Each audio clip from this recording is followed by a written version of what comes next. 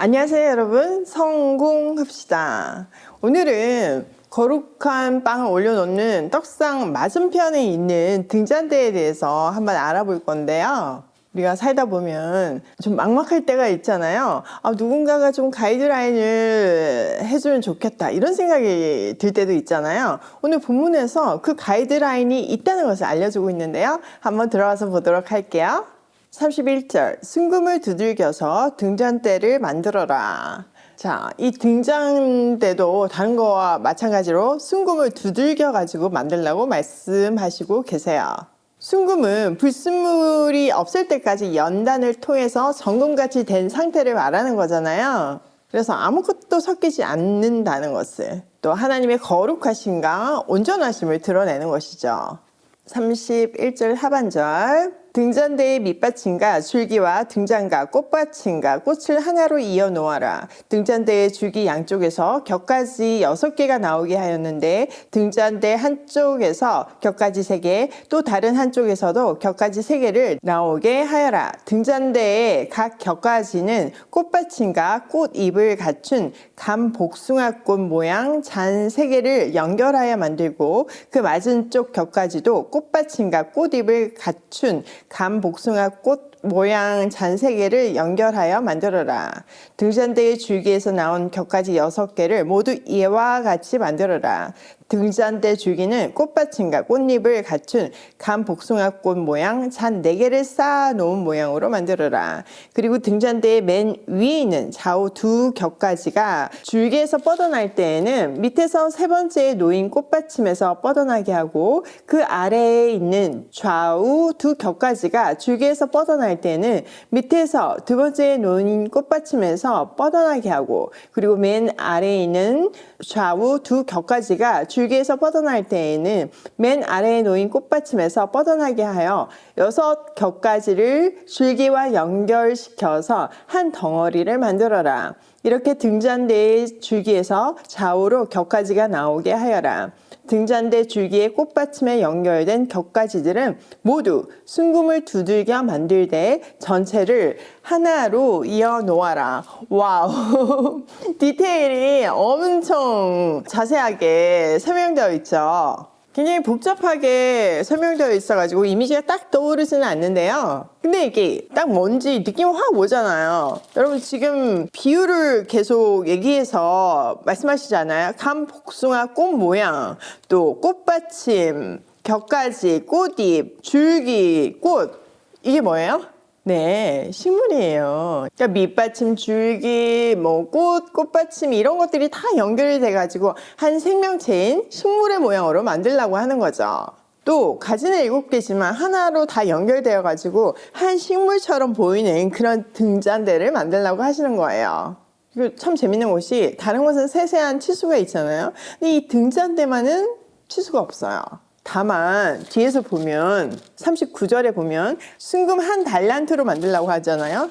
1달란트는 약 34kg의 금인데요. 그러니까 이런 디테일을 다 생각해 보면 엄청 크지 않은 대략의 사이즈를 그냥 추정할 수 있을 뿐이에요.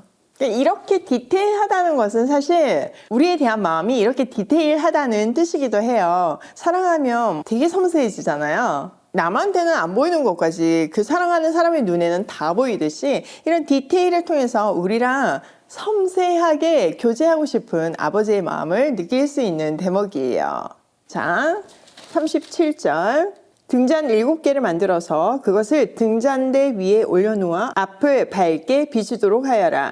등잔대 집게와 불똥 그릇도 순금으로 만들어라. 등잔대와 이 모든 기구를 순금 1달란트로 만들어라. 이 모든 것을 내가 이 산에서 너에게 보여준 모양 그대로 만들도록 하여라. 자, 하나의 식물 같지만 7줄기로 된 등잔대를 만들려고 했잖아요. 그 위에 등잔 7개를 만들어서 올리래요. 그리고 바로 앞을 밝게 비추도록 하라고 말씀하세요. 자, 바로 앞에는 뭐가 있을까요? 그림 보시면 거룩한 떡이 놓여 있는 떡상이 놓여 있죠. 자, 우리가 지난 시간에 이 거룩한 떡에 대해서 얘기를 했는데요. 요한복음에서 말씀하신 것 같이 이 떡은 예수님을 뜻해요.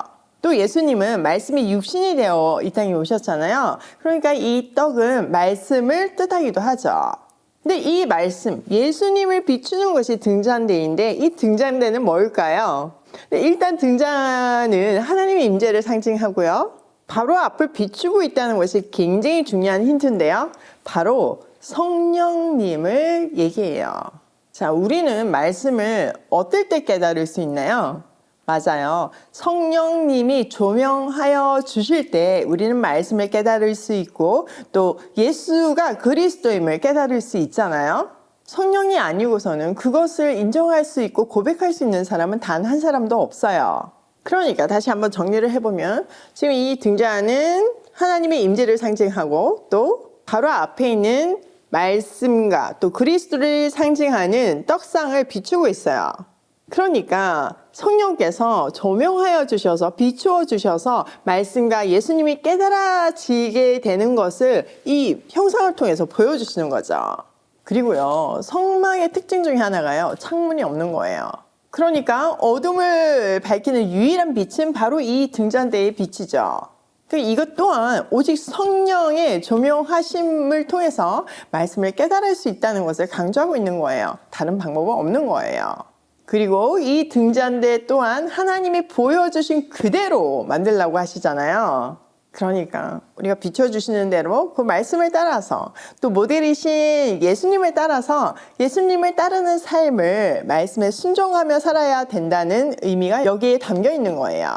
시편에 보면 주의 말씀은 내 발의 등이요 내 길의 빛이라고 말하고 있잖아요. 세상은 정말 깜깜해요. 그런데 이 주의 말씀이요, 내가 세상에서 헛되지 않도록 비춰주고 있고요. 사람은 앞날을 알 수 있게끔 지음받지 않았잖아요. 그런데 이 말씀의 빛이 우리 앞날을 비춰줌으로 해서 하나님이 계획하신 그 분명한 길을 우리는 따라갈 수 있는 거죠. 하나님 없는 세상은 깜깜하고 또 모든 것이 불확실하고 미지의 세계이지만요. 그래서 두려울 수밖에 없지만요. 주 안에 있는 우리에게는요, 하나님이 발걸음마다 비춰주시고 또 가야 되는 길을 비춰주세요. 그리고 이 성막의 세팅 속에서 우리가 느낄 수 있듯이 반드시 하나님의 뜻대로 살 수 있게끔 세팅을 다 해놓으셨어요. 그러니까 우리는 핑계댈 수 없는 거죠. 참 요즘 세상이 너무 빨리 변하고 또 세상이 너무 악하기 때문에 이 험난한 세상에서 비즈니스를 하면서 또 세상에서 승리하면서 자녀를 그 악한 세상으로부터 보호하면서 산다는 것이 이게 그냥 불가능해 보이더라고요. 그렇게 막막함이 밀려올 때 하나님은 이 말씀을 통해서 내가 함께한다. 내가 비춰주고 안내할 거다. 걱정하지 마라. 이렇게 말씀해 주시더라고요. 여러분들도 오늘 이 말씀으로 힘을 얻고 두려워하지 말고 용기를 얻어서 담대하게 때를 따라 돕는 은혜를 구하며 하나님이 기뻐하시는 길을 담대히 가시길 소원해요. 자, 오늘 내용을 우리 삶에 한번 적용을 해보면요. 첫 번째, 성령의 조명하심을 사모하자. 성령께서 깨닫게 해주지 않으면요, 아무것도 깨달을 수가 없고요, 아무것도 할 수가 없어요. 아무리 똑똑한 천재라고 할지라도, 박사학위가 여러 개 있다고 할지라도요, 이 성령의 조명하심이 없으면요, 이 말씀을 깨달을 수가 없어요. 그렇기 때문에 우리는 성령의 임재와 그 조명하심을 사모하는 삶을 살아야 해요. 두 번째, 비춰주시는 대로 살자. 하나님은 분명한 디렉션을 주시거든요. 방향을 알려주세요. 문제는 우리가 순종하지 않을 뿐이에요. 성령의 빛이 우리를 비춰주시는 대로, 우리를 인도하는 대로 순종하기로 해요. 세 번째, 보여준 대로 살자. 계속 보여주시잖아요. 어떻게 살아야 되는지를. 그리고 실제로 모델이 되어서 예수님께서 이 땅에 인간의, 그 연약한 인간의 몸을 입고 오셔서 사셨잖아요. 예수님의 뒤를 이어서 예수님의 제자들이 그 길을 따라가며 우리 믿음의 선배들이 보여주고 있잖아요. 그렇기 때문에 우리도 할 수 있어요. 보여주신 대로 사는 멋진 하나님의 자녀가 되면 좋겠어요. 오늘도 비춰주시는 대로, 보여주는 대로 사는 우리가 되길 소원하면서 담대한 발걸음으로 고고싱 해요.